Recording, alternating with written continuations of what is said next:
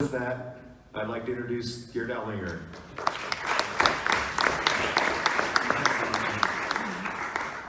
So thank you very much. Thank you, John. Thank you, Dwayne. Where are you, Dwayne?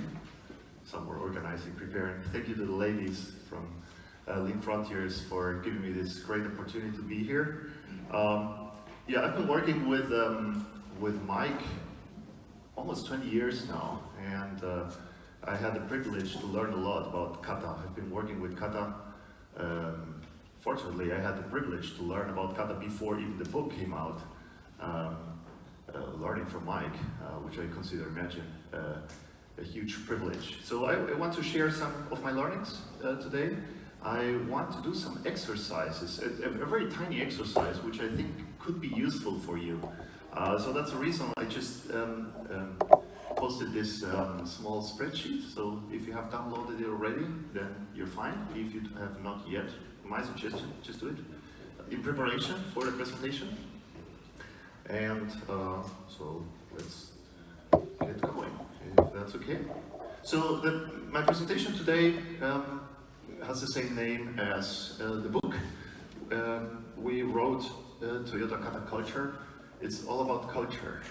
It's the common behavior pattern that you can develop as an organization if you want to survive, if you want to be innovative, if you have people that enjoy taking on challenges. They look forward to grow by meeting up challenges and overcoming them. That's an amazing culture that you can experience in companies that learn to work like this. And I want to show you some of my learnings, share with you. I hope they're of use for you. So as you can read there, the idea is to take advantage of your people's brain power. Your people's brain power is, in my experience, probably far superior than they and you even know. We are using a tiny bit of our brain capacity, and so I think we can tackle far bigger challenges than we are tackling today. There are quite a lot of big challenges out there that need to be challenged, and climate is just one of them. We're still fighting wars. We have so many other problems. And these big problems, I think we have to we have to master them together. So it's not individual learning that will help us get out of these problems.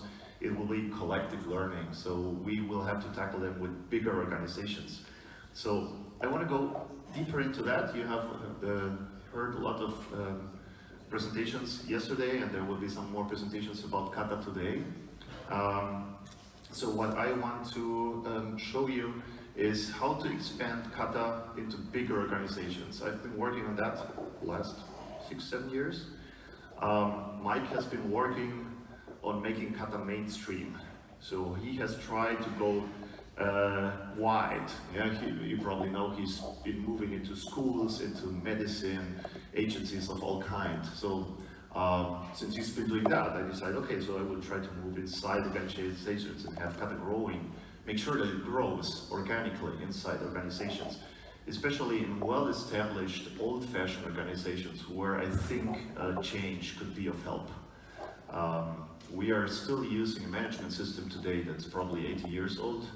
Our management system, our return on investment management systems, which we have inherited from General Motors, I think, is outdated, I believe. So my opinion is that we need to substitute this management system by a far superior one. So telling managers, and I work with lots of managers and executives, well, your management system is outdated, will not work if I cannot show them something better. So I've been working on something better that I can give them as an alternative. You would not format your disk if you do not have a better operating system, obviously. So you need to have the installation disk on one side if you say, I will take away the old operating system of my computer. Okay, so we will do this exercise at some point. Yesterday we had Frederick from Toyota talking about Catchball, so it will be about Hoshin and Catchball at some point, this exercise, I hope. As I said before, it helps you.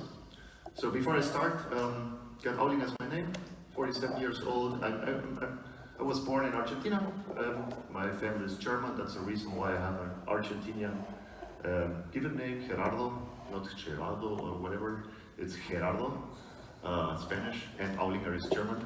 I live in Germany, been living in Germany for 22 years now. I've studied mechanical engineering. I worked for Volkswagen, I worked for Mercedes-Benz many years. I worked as a production manager at Festool. It was at Festool that I learned a lot. It was my time at Festool that Mike came over and we did all these cut experiments. And some of the things, one thing I will show you from Festool is even mentioned in his Kata book that you might have read. So since 2011 I'm working with companies as an independent consultant, researcher, and so on. And yeah, married, I have 3 children, so I have 4 coaches. And I try to improve every day. Yeah. Why is it that I love Kata? And I think there is 2 kinds of people in the world. Those who know Kata and love it, and those that still haven't tasted it and how great it is. Just to give you one example of so many I could give you. This is one thing we did at Festool. And what you see here is impossible. It shouldn't work. It should never have happened. What you see here is a paint line. At some point at Festool, we made these woodworking machines there. We needed to have an inline paint line. We wanted to improve our value stream from 3 weeks throughput time to just 40 minutes.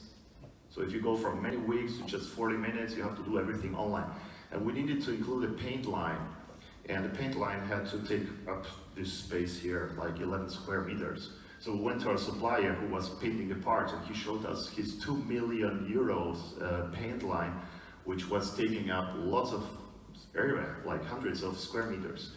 And we said, well, we only have 11 square meters, we have 12. And we have a budget of 80,000 euros, no more. So it took us some scientific PDCA and learning, and there it is, the line. Lots of experts told us, it will never be done, you cannot do that, it doesn't work. It just contradicts physics, the laws of physics. It was our luck, we didn't know these laws, so we didn't know we were contradicting them, so we went on. And there the line is, we were able to produce much higher quality, and it cost just 60,000 euros instead of 2 million. That's amazing. And that's one thing we say, wow, that's crazy. You need to do more of this. But that's amazing by itself, but that's not what I really like about Kata. What I really like about Kata is this here. Who built this line? And let me introduce to you ordinary people. These are the people we were working at Festool. And as you can see, no Japanese, you don't need to have Japanese people. They are great, but you can do it with other people also. You can teach these methods to everyone, yeah? And we have people from all over there, and none of them was a super PhD expert for anything. None of them had ever even touched a paint line before we started developing this. All they had no experience whatsoever. They had just a kata, a routine they could practice, a scientific method of learning. And we learned how to learn, and we learned so fast that this became possible. That's the reason why I love kata, because you can have so much fun with so much people, and you can help people grow. And it's all about people, and growing people, and improving people, yeah? And doing everything better for all of us. Yeah? So it's all about people and developing them. If you as an organization want to progress in the long term, you need to develop leaders and coaches. That's what I'm convincing about. Obviously, as an organization, you need good results. You will always need good results if you want to survive. But the only possibility to have good results is to have good processes. So if you want to improve, you need to improve your processes. But if you want to improve all your processes yourself, you will never be done. So you need a lot of people that help you to improve your processes. So if you want to have good processes, you will need good people. You cannot do all yourself. If you're a leader, you need somebody to assist you. And you most probably would prefer capable, motivated people rather than incapable, demotivated people. If you could choose, what would you prefer? So if you want to have capable and intrinsically motivated people, who should develop them? Well, I think you. And that's where Kata comes in. If you want to have good leaders, good coaches, That's the only focus I think we should have. Many companies, especially if you're really return on investment driven company, a financial driven company, which lots of companies are now, and the tougher it gets, the more they look at the euros and the more they forget the long-term development of the people. So I think if you want to improve in the long term, that's where you need to work. If you have good people, everything else will take care of itself. And that's what I'm convinced from. And if you want to have good people, well, teach them improve with Kata. You want to have good leaders, teach them the coaching Kata. So I've been doing this with many companies, and what I've specialized is in practicing it with bigger teams. Bigger teams. What you see here is the leadership levels, executive levels, business managers, top management level of many companies. I could make many more slides like this, and I've tried to practice, tried to learn how can I introduce Kata as a management system as fast as possible. If you have a company which is return on investment driven, they want to see results as fast as possible. So you have to manage this. You want to do the right things, but you have to deliver results as fast as possible. So we're trying to find out how we can install the right culture and as fast as possible. And after maybe 10 years of research, it takes me about 2 months now. It's crazy. I learned a way to do this in 2 months. This happened looking for the tipping point. I was looking for the tipping point. This was, you know what the tipping point is? At a certain point when you have a critical mass, if this critical mass is reacting in some way, the most probable outcome at this point, if you go past the tipping point, this will expand and grow organically. I was one afternoon sitting at dinner with an executive from BMW. We were in a restaurant somewhere in Leipzig where BMW produces their electric cars. And we were talking about Kata culture. Some of them were practicing and they were discovering how mighty this way of working is. And they said, Gerd, we really need to expand this to all of BMW. How much time do you think it will take us to get it to 120,000 people? And we said, well, it will not happen so fast. We will not do until the next quarter. Yeah, it will probably need some years. We said, well, 10 years at least. And I think it takes 10 years at least of practice to get it into your subconscious mind and make this all a natural habit, make it a culture. So we said, no, that's too long. Nobody will have that patience. So we started to reduce some things. So what would be the minimum viable Kata practice? How can we reduce it? What is this critical mass you need to install? When you have this critical mass, you just move back and you just let it grow. And so we were looking for this critical mass. What is it that you need? If you have this in your Kata practice, you can say, well, from now on, you're over the tipping point. And I happened to read something about, I was researching about growth in general and life, how life emerged on Earth. I came about 1 or 2 articles from researchers. The idea of life on Earth and how it emerged on Earth is still very mysterious. We don't know how life emerged on Earth. We know we are living here, but nobody knows how it started. What we do know is at some point there must have been some cells. And these cells, from what I read, they must have had at the same time, I think it's 14 properties. If you have all these 14 properties, they can grow. If you do not have them, if you have just 13, you miss one of these 14, the cell will eventually die. So you need DNA. If you do not save the information somewhere, it will die because it doesn't know what to do. You need proteins. If you don't have proteins, the cell cannot do anything. So the proteins are the actuators. You need a membrane. You don't want everything from outside to get inside and everything from inside to get outside. So you need a cell. And this cell must be capable of cell division. If you have a living cell and the cell doesn't multiply before it dies, well, it was a nice try, no more. And I was looking, what are these minimum viable practice, Kata practice characteristics that you need to look for? And I came up with 6. I don't know if this list is complete. I don't know if it's the perfect list, and it will probably evolve. But from my experience, what I've been learning, where it does work, where it does not work, the first thing I notice is it's very important to have top management practicing. Kata is too different to do it by yourself and have your top managers doing something different. The moment the time is critical, they will say, okay, I don't know what you're doing now, but the priorities now are these. So you need Kata to be their priority, so everybody below them will see them as a priority. I'm always looking at my boss. So if he has different priorities than myself, I will feel, I will feel some pressure to change my ways back to the usual way. So the second one is make it the daily routine. Whatever habits we have that come in a natural way, they are linked to the sun cycle.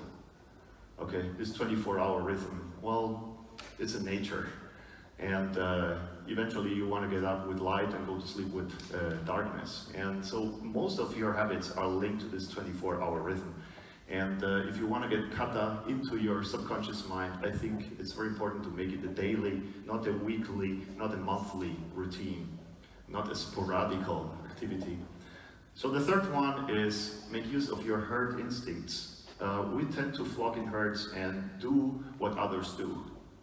So what I learned, it's very difficult if you have a company with 500 people and you say, okay, we 10, I found a group of 10 people, we will practice Kata like crazy, we are so convinced. Well, 490 people will be looking at you and they will say, what are you doing? This is strange. Okay, let's see if it works. We're waiting for results.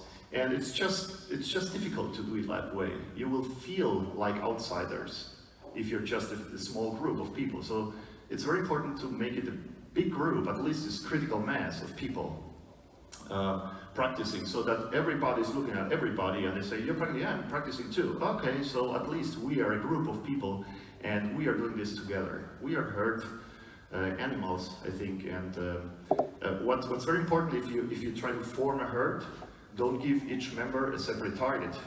Give them one shared target condition. And if you have this one shared target condition which aligns the organization, Frederick, as you said yesterday, Frederick talked about Toyota, it's nature. People will come together and say, well, we, not you, we have to do this some way. So what you try to find is one shared target condition where each member of this group is working on one aspect of this one target condition. And that's what I want to use this tool for, to show you one idea of how you could do this if you want to. So the fourth thing is ensure fast communication. If people are learning, make sure we share it. With social media today, we know fast sharing of information, it can be it's something that we are getting used more and more. If you're learning something, if it's working good, you want everybody to know. If it's not working good, you want everybody to know to stop doing it that way and try some other way. So learn with each other, learn from each other, fast communication, feedback. When you're having results, and results can be good results or bad results with lots of learnings. Either way, enjoy what you're learning, enjoy the journey, have fun. And this is very easy to do if you make sure that people are challenged. If people are challenged and they're learning, having fun is a natural thing. It comes with challenging people and having them have tiny, successful experiences every day. And finally, very important, I think, you should not just be a coach, you should also have a coach. Okay, so these are the six things, in my opinion, that you need to put in place as fast as you can. And I just was thinking, what would be the trick? And so if you want to change culture, not just habits. Habits are the habits of individuals. If you want to change culture, which is the shared habits of a larger group, it doesn't make sense to have people practicing individually. So if you want to change culture, what you need to do is, as fast as possible, have them practicing Kata collectively. And the only natural way for this to happen, that they work on real target conditions and following somehow their structures which they already have in place, is to do this in cascaded coaching routines, which is what I learned that really helps a lot. That's the trick. That's what I'm using. I learned a way how to do this in 2 months. In 2 months, I can put together an orchestra with lots of people playing violin that 2 months before had never touched the violin. It's all about speed. People lose their patience if they don't see results really fast. But if you do this in a fast manner, they get convinced very fast and then it starts growing. So this is basically what we describe in the book. I was experimenting on this, and when we started seeing the results, obviously Mike and I were exchanging all the time. He said, well, maybe that's something we can put in a book. It's very difficult to explain, but we tried. So I don't know if you have read the book, but it's built like a comic, so you can read through dialogues, and it's a story, and lots of pictures, little text. Most managers have no time, so we spent 5 years so that it takes you only 2 hours to read. And I want to use the examples out of the book today for the exercise, so to show you a little bit how it works. So, but before we dive deeper into this Hoshin, Kanri, and cascaded coaching, one question first: why do we need to practice Kata collectively in the first place? Why does it need to be a collective practice? This is just one example I want to show you. It's just one example of many I could show you. I don't know if you know about SpaceX. Is anybody here working in some space agency or space travel company, like European Space Agency or anything? Okay, so then you will not be critical if I talk this. I have prepared this example because I mostly work with car companies in Germany, so I do not talk about Tesla. So it's if I'm at the ESA, European Space Station, I would rather talk about Tesla. If I'm with car companies, I talk about SpaceX. I don't know what you know about SpaceX. You know this company? This company managed to reuse rockets. A rocket costs about 300 million. So if you want to fly with us Europeans, you must pay 300 million for a one-way ticket on a one-way rocket, which will be dumped in the ocean after it deployed its satellites. So it's 300 million for the rockets and at least 300 million more for the satellites. And if you fly with SpaceX, it's just 60 million. How do you want to compete with that? 300 against 60. Why? Oh, because they are reusing the rocket.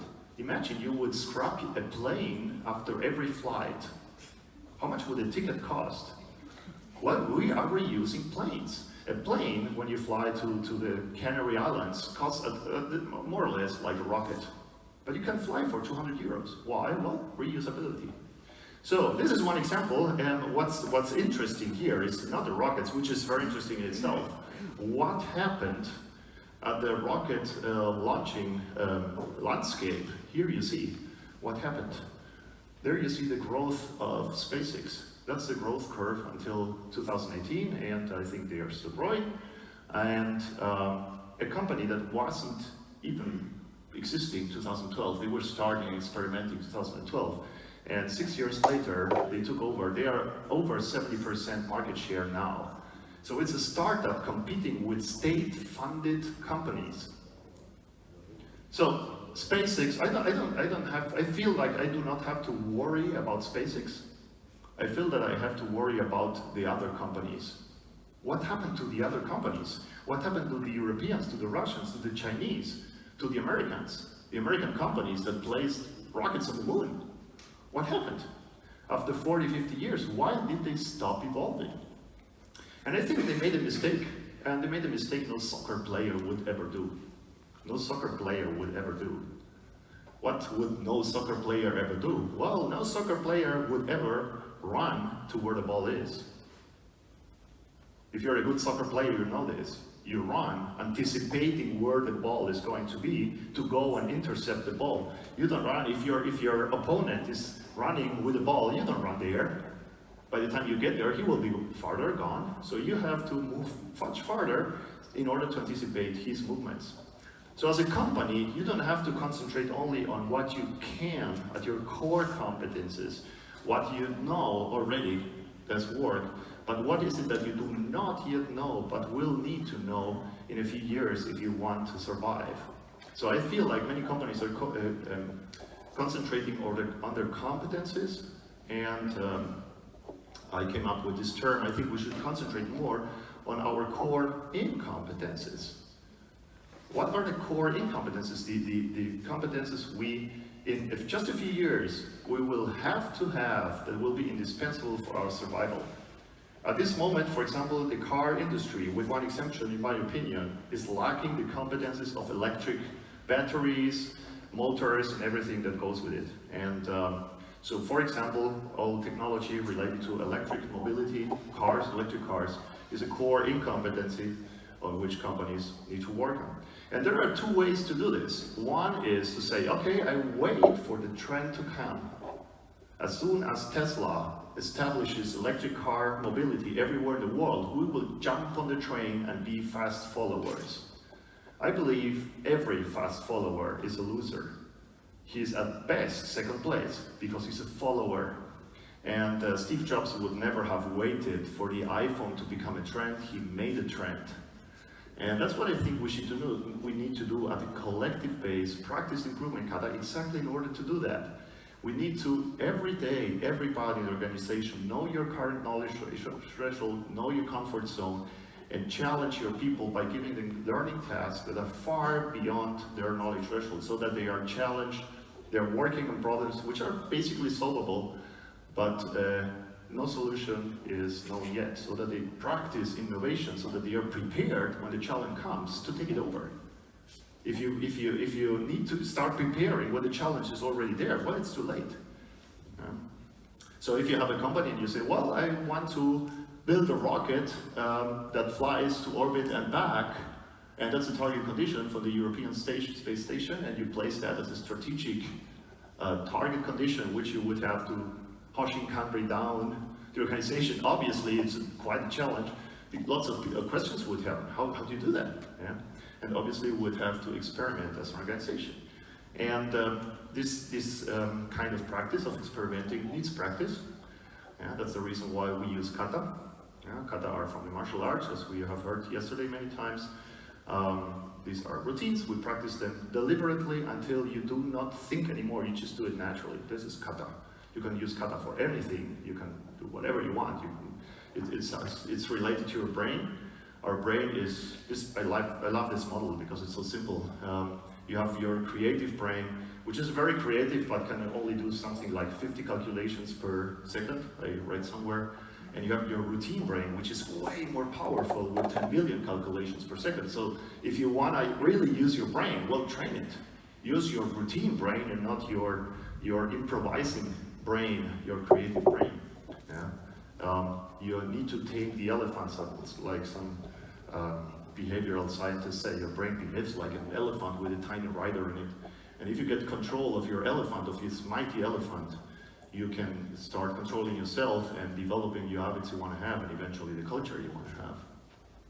So we need this kind of culture here where we have lots of people willing to learn, who say, well, we're ready, we have this learning spirit, we want to tackle challenges, and come on, bring them on. We are ready, we have this scientific thinking skill, so now bring on the challenge. This is what we want to do. That's what I think Kata can do for us. It's a fitness program for companies, which you can apply before the challenges come. And if the company is fit, that's an interesting thing. The challenge might never come because you're so fit that there is nobody to challenge you. So eventually you will say, well, if nobody challenges me, why not challenge them? Which is, I think, quite a competitive advantage if you're able to challenge everybody else in the market, like Tesla is doing in the automotive industry, or SpaceX in the space travel landscape. Okay, so the question is, which I wanted to discuss about today, is how can we expand Kata to all levels of an organization? How can we do this? Okay. And so if we use the improvement Kata and the coaching Kata, and if you have looked a little bit into this, you will probably have seen that there are 4 basic steps. You have to understand the direction or challenge. That's where it all begins with. One challenge could be, we want to build rockets that can fly back without destroying themselves. Okay, so how do we do this? The first thing you need to do is grasp the current condition. Well, our rockets, they just break down after they crash. So next target condition, I don't know, build a small one, just one first prototype. Yeah, no satellites on it, it will most probably explode.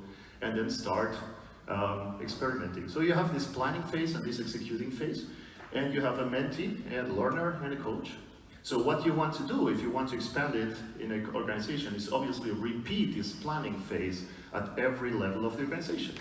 If you do planning at every level of the organization, this equals deploying targets at every level. And these targets must be linked to each other. You cannot do independent targets from each other, because if they are not aligned, Frederick, people will be working against each other. And you want that 2 + 2 is more than 4. So by aligning people is that you get that. And when you have done this target deployment, which happens top down, then the learning, the executing begins, which obviously is based on very fast feedback across all levels, which happens bottom up. So let's start here. Let's start here with this planning. This is where I just want to show you this small exercise that I think might be of use to you. So if you want to do the planning phase, another way to visualize these 4 steps is this. You might have seen this picture here. You have this long-term direction or challenge. You have your current situation here. This is the second step. Then you establish a succession of target conditions towards the direction or challenge, and then you start doing the experiments or PDCAing toward your target condition and the vision or challenge in the long term.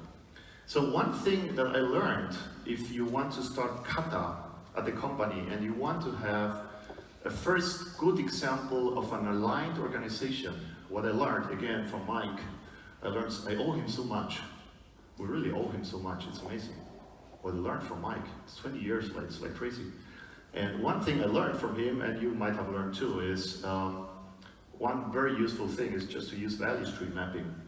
I really love value stream mapping, probably because I learned it from Mike, but I think it's really very, very useful if you want to have an overlapping target condition. So we use value stream mapping to define a shared challenge at the systems level before going down to the process level. This is something very useful, I think, and I try to start with organizations that are not so fit with Hoshin Kanri. I just start with value stream mapping and start from there, deploying target conditions from there.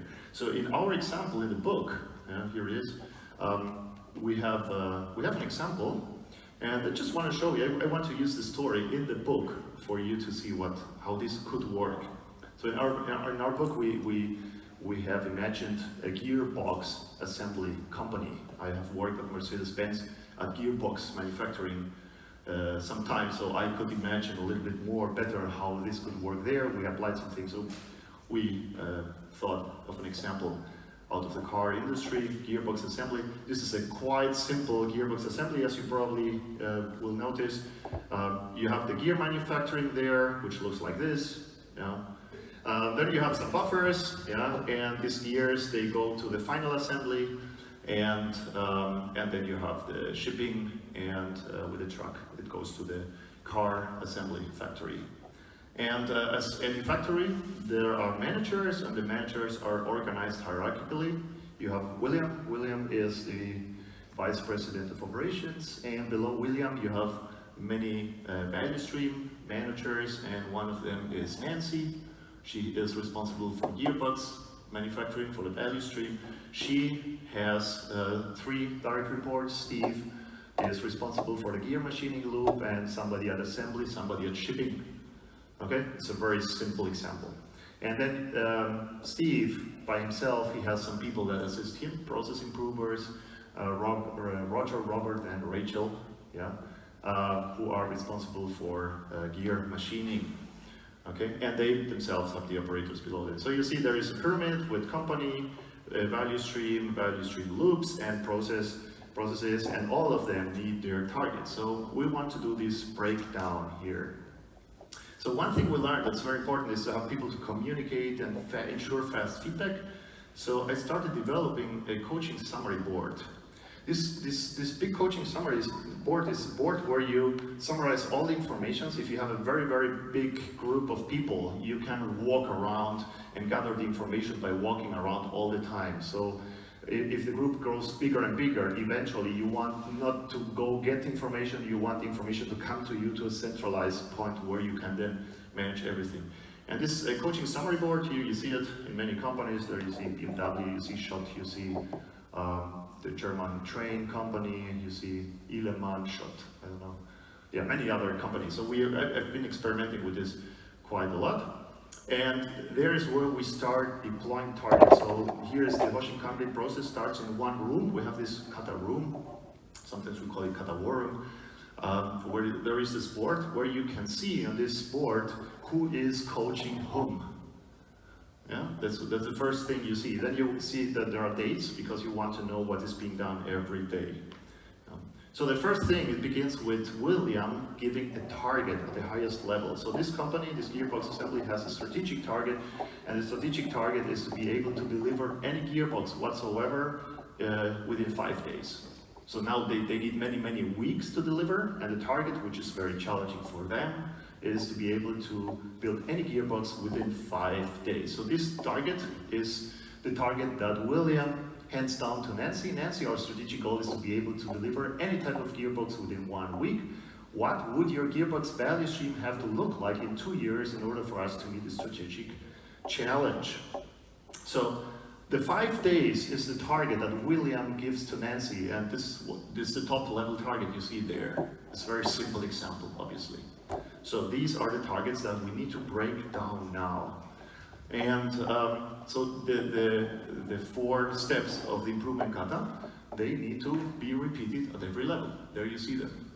So at every level, we want to break down, but we need to make sure that the numbers are linked to each other and they fit with each other. So we do not only break them down, we have to provide feedback. So this target deployment process is a cyclical process. It goes down, it goes up. And this up and down process is called catchball. It's very important to do this catchball. Friedrich, I was so happy to listen to you yesterday. I said, yeah, perfect, that's exactly how it should work. And at BMW, we practice this catchball. And one good indicator that we're doing it good is that we draw lots of target conditions, which we just break down again and again and again. And you see lots of broken target conditions, just tiered sheets of these T-forms, typical kata target forms, which is tiered up. No, that's not the numbers. Do it again, until we're really sure that's what we want to have. So this obviously takes some time, and it takes people to come together, learn, discuss, do networking, show the numbers. So this is what we want to role play a little bit with the Excel tool I want to introduce to you. So now we start there with Nancy. She's got her target from her boss, and now she goes down one level to Steve. You will be Steve now with your Excel sheet. Yeah? So Nancy communicates target to Steve. She says, well, Steve, in order to reduce our lead time to 5 days, I will have to distribute these 5 days among you and your 2 colleagues. Okay? So we have to reduce the lead time for the gear manufacturing to 3 days. Yeah, so I have 1 left for assembly and 1 day left for shipping, totaling 5. So you will have only obviously 3 days. So this is one simple way of breaking down numbers. They must add up. Yeah? It's a very simple example, obviously. Could you please make me a proposal? What your machining team's target condition? So out of a target, at the next level below, we develop a target condition. A target and a target condition are 2 different things. You get a target, you develop a target condition. The target defines the results, the target condition defines the process you need to have to get those results. Where you measure improvement is not where you do improvements. You improve processes, you measure improvements on the results. The place where you do improvement is not the place where you measure improvements. Process, results, target condition, target, 2 different things. If you do not get these things separated, good luck with Kata. That's the reason why I came up with this spreadsheet. Use this spreadsheet, which I want to show you. Just use it when you go home, and just use it. Try to understand what's behind it, and it's a tool. Yeah, it's like It's like yoga. I heard yesterday. You just use it. It's not the position. It's what's doing to your body. Who was talking about the body and yoga yesterday? Well, yeah, thank you. So there's a lot of TWI here also, obviously. So sure, says Steve. In order to do that, I would like to use Gerd's target condition calculator. So we want to do this target deployment. We do this on this separate target deployment wall. So we are here, and Nancy has given you this target condition, and now we want to use the Excel sheet. Yeah. So if you have it, please follow me. I will just put it there. We will start with this target condition as it is. I have some example numbers in there. So if you download it, you just can look at the numbers. These are obviously not your numbers, they are just example numbers. So if you want to start using it yourself, please do a reset first. So you just click the green button there, so everything is erased that is not important. There are lots of formulas where the orange cells are, and only the white cells are to fill out. Everything else will be appearing automatically. So you can just maximize the screen size. Okay, that's the sheet. Here's where we want to develop the target condition that Steve will later break down to Roger and the process improvers at the process level. So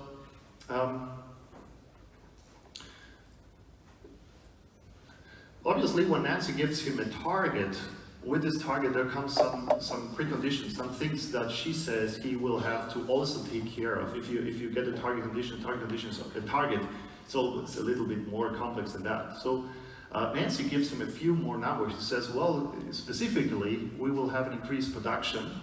We will have more gearboxes. The reason why we are improving so much is because we are launching new products. So we will go up from 30 types to 40 types of gearboxes. The number of operators we will have to reduce. We will have these high volume, low cost gearboxes. This is where we expect to change in the future. And you see we'll have some production numbers that are not allowed to change. So let's try to start putting these numbers into the Excel sheet. I will go back and forth and fill out the Excel sheet, and you just follow what I am doing here.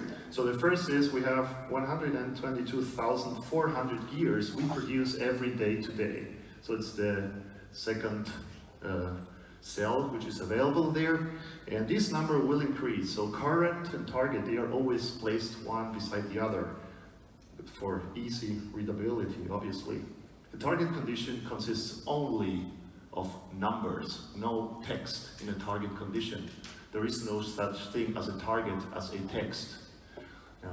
Okay, so if we have this yearly production and we know we have 240 working days, you obviously know what your production number per day will be. So this is just one single example of knowing one or two numbers, you know 5 more numbers. That's the reason why you can eventually have an Excel sheet. I've been working like 10 years on this Excel sheet. It really works. I use it for 80% of the targets conditions I need to develop wherever I am, in any kind of company. It's like 80%. It's like very special cases where I do not use this. So what else do we have? Yeah, we have to reduce the number of operators. We have to achieve our target cost, we need to go down from 3 to 4. So it's a little bit head twister. We have 4 operators, and in future it will be only 3 operators. Furthermore, we know we are working in 3 shifts, 8 hours each, and every shift has 60 minutes. So our working time is 1440, and we have 3 breaks of 40 minutes each. So knowing these numbers, obviously you have, for example, your customer target. So it's simple calculation. Yeah, knowing a few numbers, you know all other numbers. So these numbers must remain the same. We don't want to increase our cost. Right? Okay. So our customer tag will go down from 155 to 130. So these are givens. So Steve has to work with these numbers. He cannot change all the numbers he wants. He has to work on some numbers. He has to accept that some things are given. One other thing this is given are the types. They have 30 types. 8 of them are going to be runners, and they will go up to 40, and 12 will be runners. So if you want to include this here. We will have 8 plus 4, we will produce 12 every changeover cycle, and we will go up to 16 types every time. I will not do too much EPI calculation here. Use the table. It does all EPI calculations you need. It's all included there. It's a great thing. So we know a few more things, and a few more things we know are the result of a process analysis. Steve, after getting all these numbers, does his own process, and he has to go measure. Kata is a lot about measuring, not using your opinion, but data. Go measure, go see. Yeah? So we do not estimate numbers, we measure numbers. And out of the value stream measurements and process measurements, he gets these 5 additional numbers, so we can place these numbers in the sheet. So the first we have is that the changeovers per day are 1 changeover every 2 days. So they are doing half a changeover per day. If you're doing half a changeover per day, your EPI is 24 days. That's it. So your average lot size is 1020. That's it. That's great. You look how many numbers I put in and how many numbers I just get. That's factory physics. You cannot change it. Gravity, 9.81. That's it. You cannot change it. So there are lots of laws of factory physics. They are all in here. And don't try to change them. You will not achieve that. Just accept them and toy with them. So the changeover time is 72 minutes. That's a problem. We need to do lots of changeovers in the future, so we'll have obviously to work on that. And we have a cycle time of 120 seconds, and we have to work on that. And now you see, if you have 2 minutes per piece, and we're producing per day 510, it's 1,000 minutes per day that we're producing, so 77% uptime. We have 20%, which is 264 minutes up there, downtime, and 2.7% of our time we're changing over. It's simple numbers. And the other information we have is that we have 14,800 years.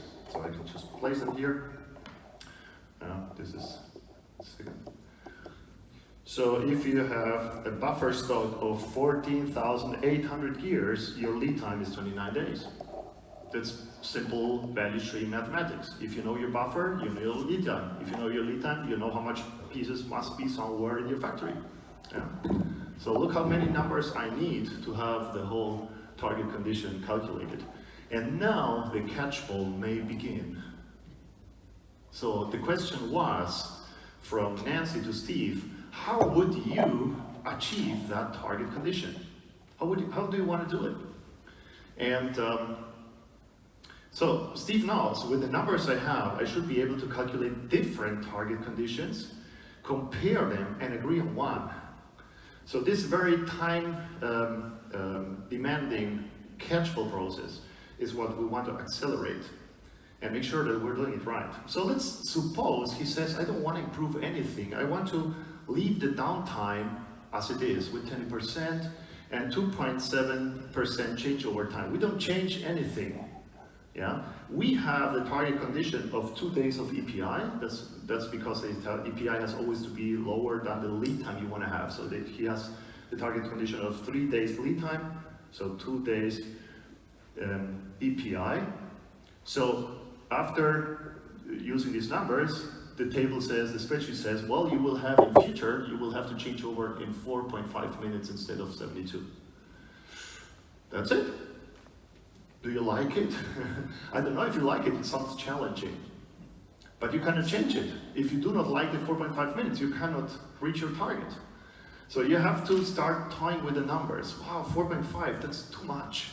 I don't think that we can do 4.5. What happens if we just went up to 5%? Let's try a second target condition.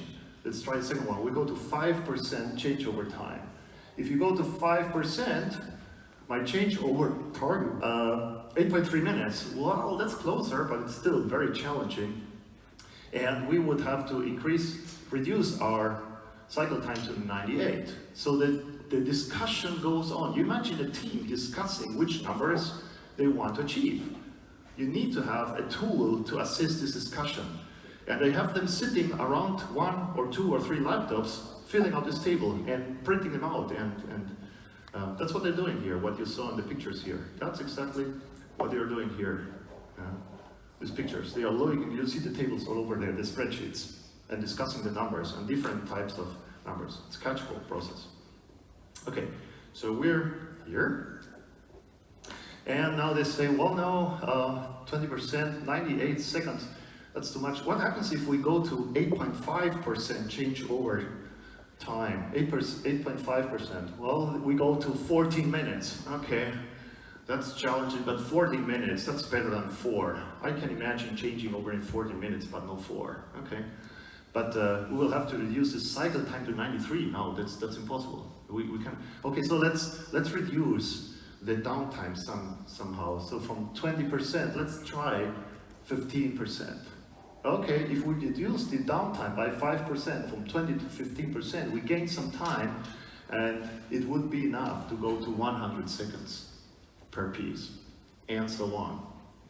So this catchball process eventually leads to a consensus where everybody says, okay, that's where we agree that we can work on. So now you can place that on this wall, on this coaching ball, and then you put the target conditions you found out at each level for everybody there. And all these numbers are related mathematically to each other. Believe me, this is a very simple example, but you get the idea. Yeah, I need to show you with a simple example how this works. So how does the process go on? Obviously, now Roger will be working on the 14-minute changeover time, Robert on the 100 seconds, and Rachel on the 50%. And everybody knows what is the aspect they are working on for this only one shared target condition. So the herd instinct will jump in immediately. They will immediately know, well, we either do it together or we will not achieve it, because we need each one of these KPIs. And yesterday there was a discussion about KPIs. We need 10 KPIs, we need 3 KPIs, we need 30 KPIs. What I find out is you need very little KPIs per person. So if you have 20 people, and you give each one his 3 KPIs, there's no problem in handling 60 KPIs. No problem. If you know how they are related. Okay? So you cannot ignore some numbers. They are just there. You know? Okay, so at the next level we have Roger. Yeah, so Steve knows now what the 3 targets are for the next level below. So he repeats the same process. Now we are here, or you are here, Roger. In order to reduce our stock to 3 days, we should be able to change over 8 times per day instead of 1 changeover every 2 days. Could you please suggest to me how the target condition for your changeover process now, he will be responsible just for that, should look like for 40 minutes? You said, okay, sure. In order to do that, I will do a detailed step-by-step TWI breakdown. I will analyze it and learn about it, and that's where TWI comes in, right? And Kata relate to each other, and so on. Okay, so this is just look through the keyhole at this planning process. When we're done with the planning process, what happens then? Obviously, we start with the executing phase, and the executing phase, it works bottom up. Yeah, so we turn it around now, and we meet once again every day at this room where we have this coaching summary board. There you have everybody meeting, and that's the place where all the informations come together, and where you can visualize who is working on what and doing what kind of progress, or who needs help, who is not progressing as expected, who is falling behind. You just need to lose one in a team of 20, and one person can jeopardize the whole project. So you need to be very aware of who is doing fine and who is not. So at this wall here, we can see the cycles are done. Obviously, the coaching cycles are done bottom up. Okay, so now the communication turns around. It goes bottom up because the learnings happen on the shop floor. The decisions are taken by the captains. And you want this information to flow very, very fast to the top. And so the first coaching cycles at the lowest levels, obviously, they happen at the factory. Yeah, that's where you apply the kata, as you've been learning yesterday and will be practicing today. You apply it there. There you have the boards. And all the shop floor coaching dialogues between Steve, Roger, Robert, Rachel, they happen on the shop floor. And then, with these informations, they come back to the board, and what we learned that's very important in order to communicate, for the communication to work, is that we document this dialogue somewhere. So we use this very tiny, we call them summary cards. So what you see here, there are tiny cards where we write down what's been the result of every coaching cycle. So you can see what everybody is doing at every time. And after the coaching cycles at the lowest level have taken place between the first coach and the process improver, the coaching cycles at the second level between the second coach and upwards take place, and they take place in this room. There, for example, you have Steve and Nancy. So what does the coaching cycle, it changes a little bit now. What happens if you coach a coach? What happens? Well, the questions are the same, but you need to add something. What is the target condition of your value stream loop? Would be obviously the first question. He would say, what is the 3 days I need for the lead time? What is the current condition of your value stream loop now? He says, well, currently we need over 20 days, so that's why we are working on this. And now something comes. We go usually to the reflection questions. So what last step did you plan, and what did you learn from that? So before you ask that question, you are coaching a coach. What question should you ask before? Well, it's a very simple question. I see, whom did you coach today? Yeah, and what did you learn from those coaching cycles? Yeah, so you report at the next level what has been the outcomes of the coaching cycles below. And he says, as you can see from the summary cards, I had 3 coaching cycles with Roger, Robert, and Rachel. Roger's target condition is to reduce the changeover time to 40 minutes. From his last step, he has learned that, and so on. And he starts reading the cards. Yeah? So eventually we start using these cards, we prioritize them, we make them green, we make them red, we make them yellow, so that you can see where are high priority, low priority issues, and so on. And this repeats. Eventually, this coaching cycle leads to all information flowing up, reaching the plant manager or even the top management if you want to. Yeah? So what we do then, what we learn that's very important is, after finishing the vertical communication, bottom up, you need to close the feedback loop.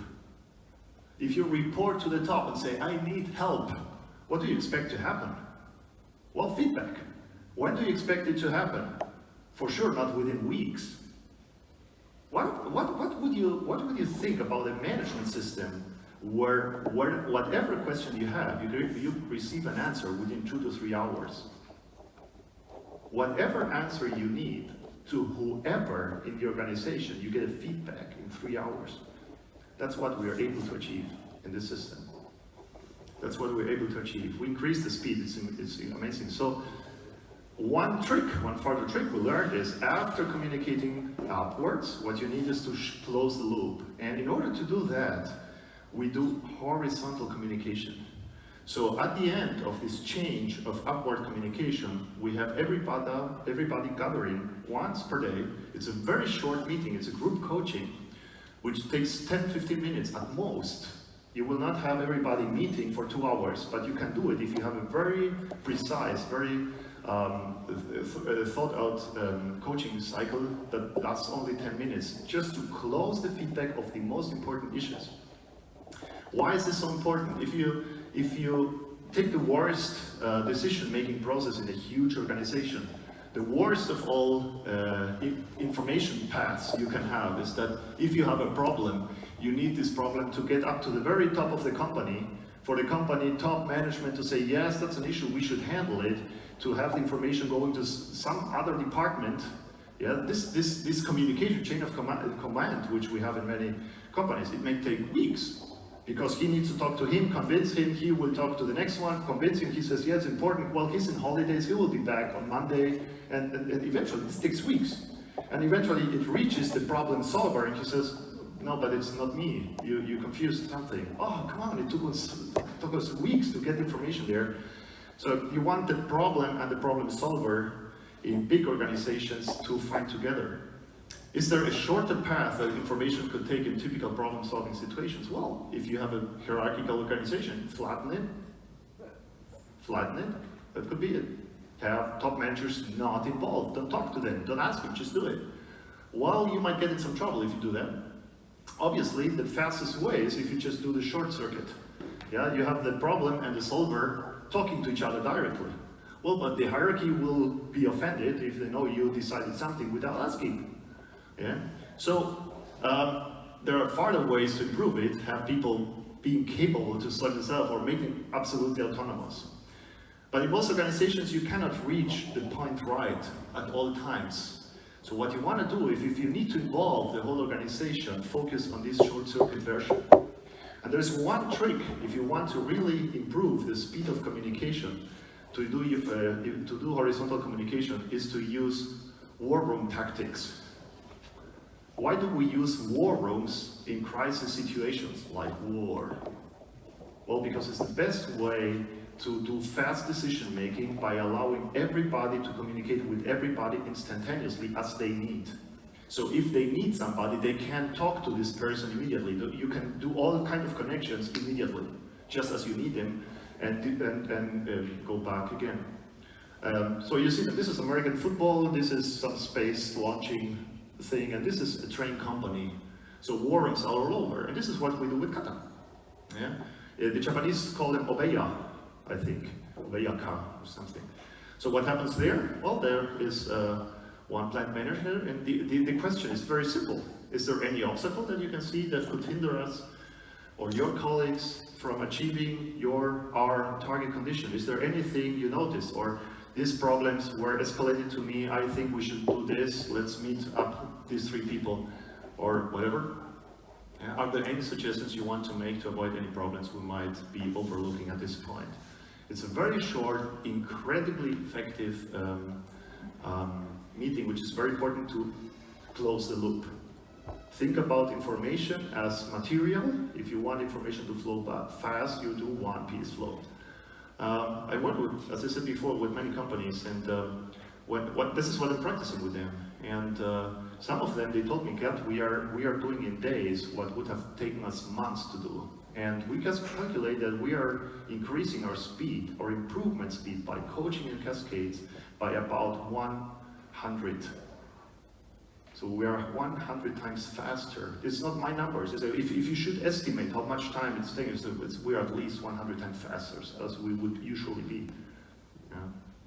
So big investment decisions in 3 hours instead of 3 months, things like that we practice. How do you make a very fast management system? How do you evolve that? So just to summarize, if you want to install a Kata-Coaching Cascade, yeah, and to grow your Kata practice and let your aerobics activity thrive, I think these are the 6 things we need, and I think you need to have top managers practicing, you need to make it a daily routine. This is where these coaching cascades help you. Yeah? You make use of the herd instincts, everybody's participating, everybody can see it, everybody. Yeah? You need this one shared target condition, use the spreadsheet, start with that if you want to practice. Just take it, it's there. Ensure fast communication, feedback, sharing, what is learned in the group coachings, but with fast coaching cycles, upward coaching cycles. Have fun, celebrate what we do in these group coaching cycles. Obviously, if we have results, we communicate to everybody. Finally, this had happened, we had this success, or we can help here or there. This is a lot, very important, this communication to ensure that everybody is having fun. And as I said before, everyone is a coach, everyone has a coach. That's important, that's what we ensure with coaching cascades. So, I'm sorry, there's not much I can do in a presentation like this. If you, other than showing this to you, this is all about practicing it. So, if you want to learn more about this, there is only one way to do it, and it's to continue at your factory. Yeah, it's the only thing I can do. If you're interested, by the way, that's what I do. Yeah, if you're interested and say, "I want to try this at our company," just contact me. You can do it. It takes 10 days, it's amazing, 10 days. 10 days, and it's done. It's 10 days distributed over 2 months. And that's it, you have your coaching cascades, and then it's growing. I'm doing 1 per month now. I'm working on that, that's too long. 1 company per month, yeah. Okay, so thank you very much.